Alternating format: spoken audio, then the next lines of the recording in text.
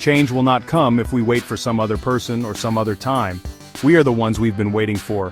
We are the change that we seek. Man, when Barack Obama dropped that truth bomb back in 2008, the world felt it. It wasn't just a campaign slogan, it was a rallying cry for a generation. Think about it, people forget what it was like before Obama. We were tired of the same old, same old. Bush had us doing donuts in the desert, the economy was in the toilet, and hope? Hope was on a permanent vacation.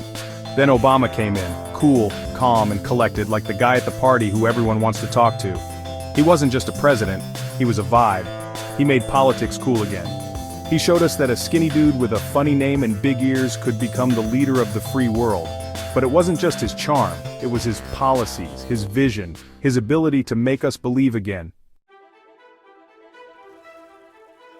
Alright, let's talk healthcare. Before Obama, millions of Americans were living without health insurance. It was like playing Russian roulette with your health, hoping you wouldn't get sick because if you did, bam! Medical bills would bankrupt you faster than you could say pre-existing condition. But then, Obama came in with the Affordable Care Act, aka Obamacare.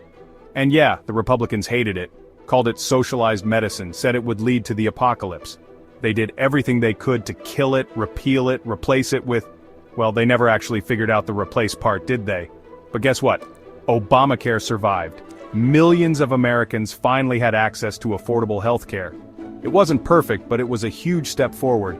And let's be honest, any Republican who tries to take away your health care now is going to have to answer to Grandma, and trust me, nobody wants to do that. Remember the Great Recession? Yeah, fun times, right? The economy was in free fall, people were losing their jobs and homes, and the stock market looked like a roller coaster designed by a sadist. It was a mess, a hot, steaming mess. But Obama, he rolled up his sleeves, put on his economist hat, probably had a little O on it, and got to work.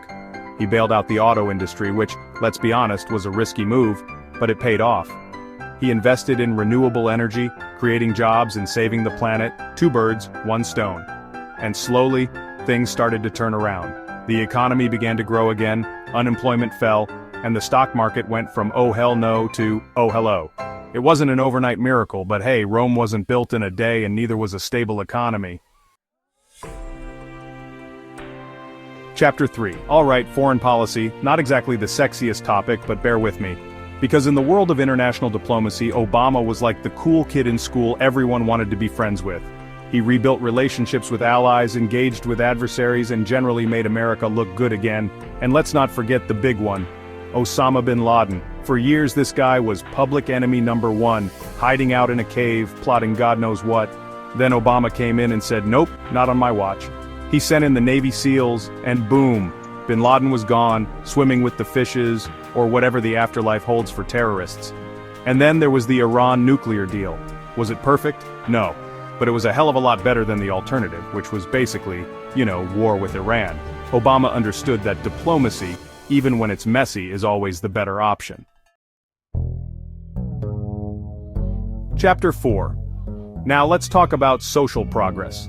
Because Obama wasn't just about fixing the economy or fighting terrorists, he was about fighting for equality and justice for all. He understood that America is at its best when everyone has the opportunity to succeed, regardless of their race, religion, gender, or sexual orientation. He repealed Don't Ask, Don't Tell, allowing gay and lesbian Americans to serve openly in the military.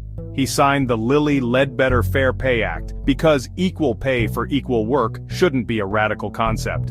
And of course, who can forget the legalization of same-sex marriage? Love won, baby. And while we're on the subject of love, let's talk about race.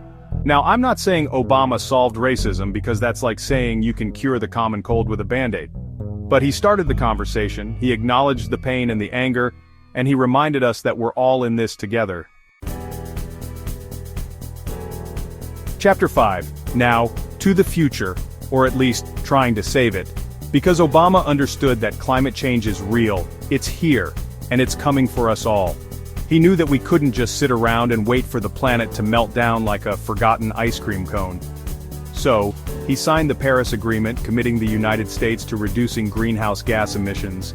He invested in renewable energy because solar panels and wind turbines are way cooler than coal mines. And he protected our national parks and monuments because nature is pretty awesome, and someone's gotta look out for it. Look, was Obama perfect? Of course not. No president is. He made mistakes, he had his critics, and yeah, he played a lot of golf. But he also led with intelligence, compassion, and a whole lot of style. He made us believe in America again, and he showed the world what's possible when we come together and fight for what we believe in.